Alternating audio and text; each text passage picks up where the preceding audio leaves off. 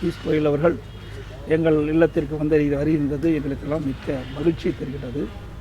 அவரோடு பாரதிய ஜனதா கட்சி சேர்ந்த அமைச்சர் சகோதரர் முருகன் அவர்களும் மற்றும் பாரதிய ஜனதா கட்சியுடைய மாநில தலைவர் மரியாதைக்குரிய நயினார் நாகேந்திரன் எம்எல்ஏ அவர்களும் அவரோடு மாநில பாரதிய ஜனதா பொறுப்பாளர்கள் மற்ற தலைவர்கள் அதிமுகவினுடைய எங்களுடைய தலைமை நிர்வாகிகள் அனைவரும் எங்கள் இல்லத்திற்கு வந்து அறிவித்திருக்கின்றார்கள்.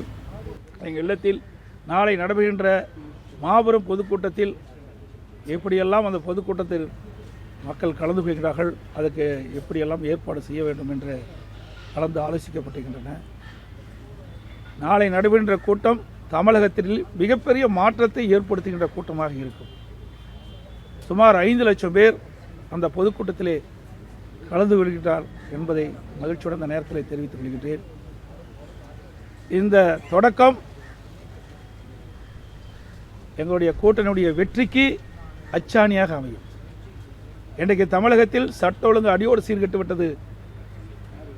இன்றைக்கு சிறுமிகளுக்கு பொதுமக்களுக்கும் பெண்களுக்கும் பாதுகாப்பு இல்லாத ஒரு சூழ்நிலை.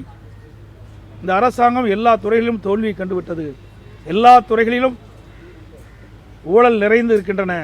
சுமார் 4 லட்சம் கோடி பல துறைகளில் ஊழல் நடைபெற்றிருக்கின்றது. மேத கால நேரத்தில் நாங்கள் அதை வழங்கி இருக்கின்றோம் அந்த அறிக்கையை.